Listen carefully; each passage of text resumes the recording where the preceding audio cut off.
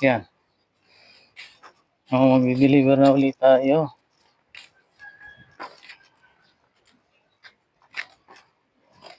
Dito rin sa may subdivision. Okay. Let's go. Block 12, 17 siya.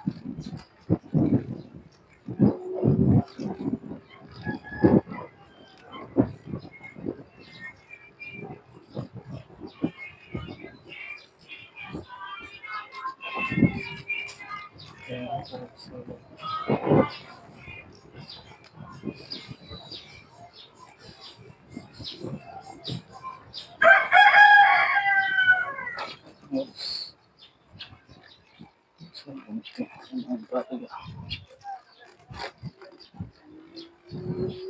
Balik muna tayo. Wala akong panukli. Nakalimutan. Sobrang excited.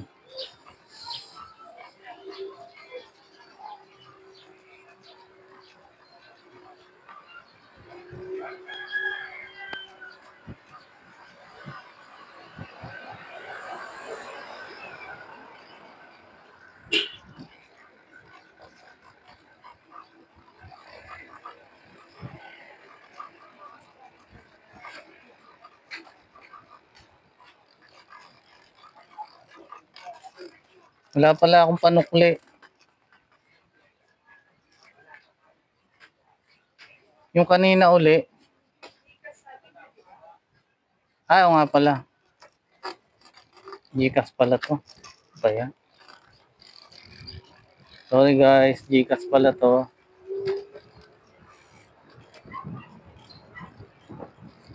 So ayan, maraming umorder ngayon. Kasi nga tataas ngayon ang egg. Kaya marami siyang order. Sorry.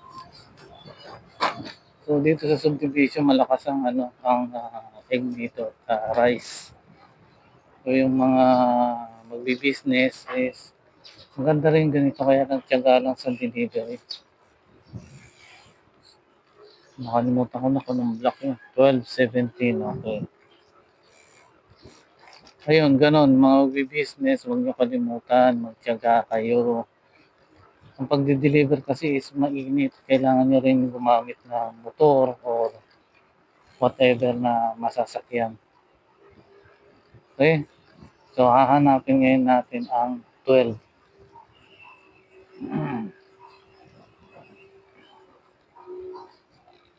So, ang 12.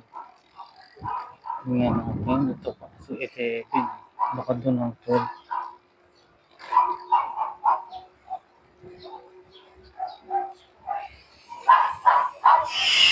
Okay,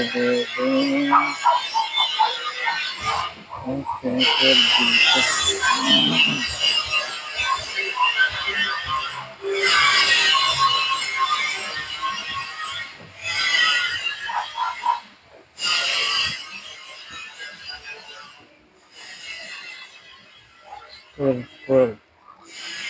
Naku, dun pa ako.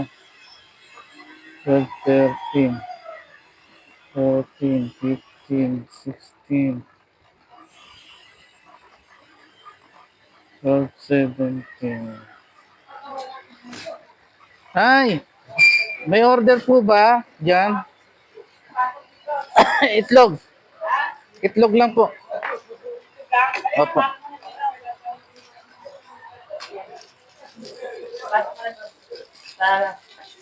May tao? Oh. Thank you, ate. Ay, sige po. I-Gcash ko na lang po. Sige. Thank you. Salamat. Bigas. Bigay ko ba bigas? Bigas. Sabihin nyo lang ha, pag ano.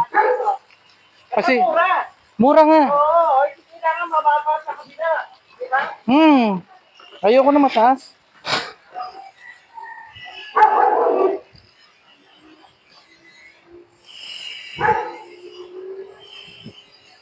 So, ayan, na-deliver na natin.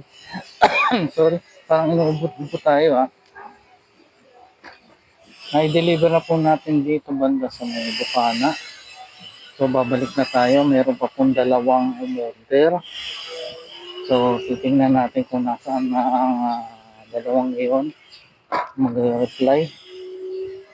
Balik tayo sa home base para mag-prepare na di-deliver.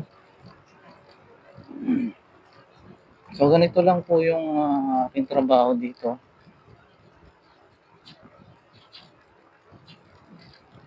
Ayan.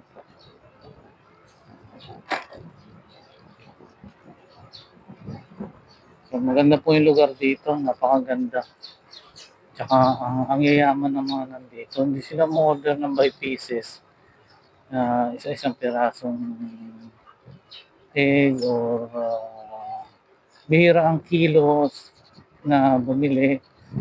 Kasi ang bumibili rito ng kilos is 10 kilos. Yan. 5 kilos. Yan. May bumili po ng 5 kilos. Yan. Tapos nung bumili uli po siya ng 10 kilos. Ganun po yung ginagawa nito. Kaya mabilis po maubos yung bigas.